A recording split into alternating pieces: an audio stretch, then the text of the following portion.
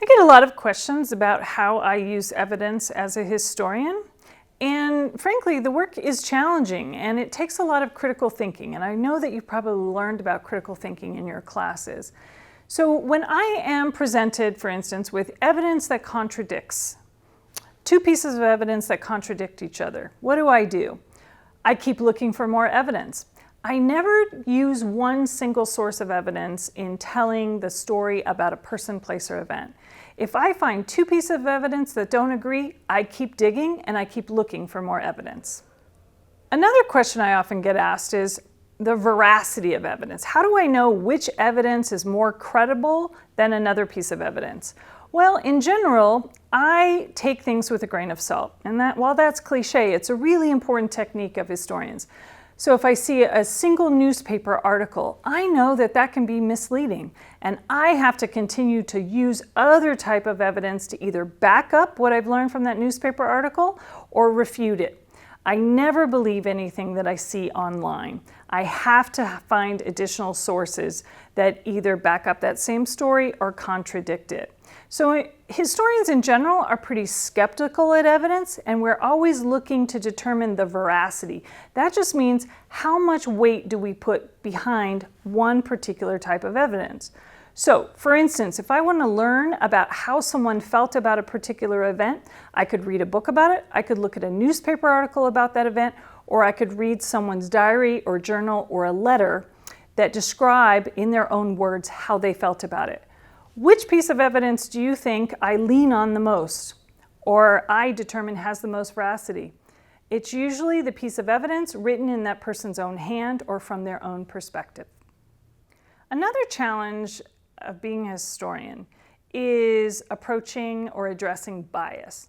We all have biases. They're based on who we are, what our background is, our faith, our class, even our geographic location, all influence how we understand the world. So when I'm looking at evidence, I have to consider my own bias.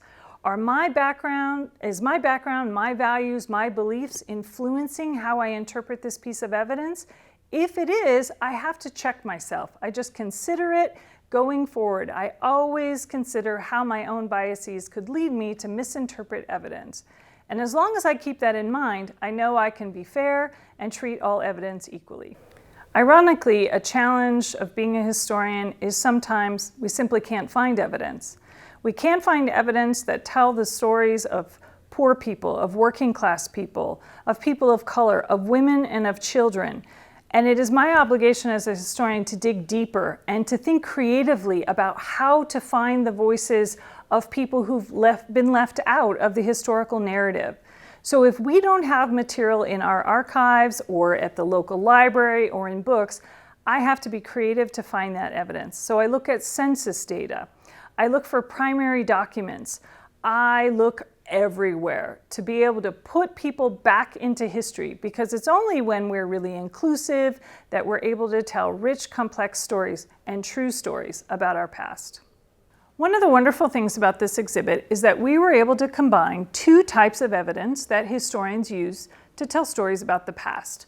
Historians often use paper materials, archival materials, letters, diaries, books, and newspapers, but we don't often use enough artifacts, three-dimensional materials from the past.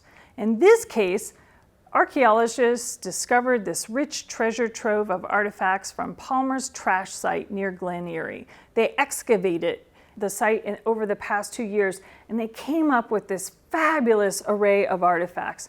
And what they determined, based on the artifacts alone, is that over time, Palmer and his family and those who lived on the estate began to eat fancier foods.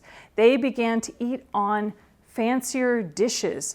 So we can see that Palmer's wealth accelerated over time, and we can literally see it from the foods he ate and from the material goods he left behind, dishes and bottles, condiments, etc. Now it turns out we actually already knew that from the paper records. His journals and his business papers tell us the same story. So this is a great example of how we use two different types of evidence to determine the veracity of a myth. What we know is that General Palmer did not start off with a silver spoon in his mouth, but built his wealth over time. And that's reflected in these wonderful artifacts.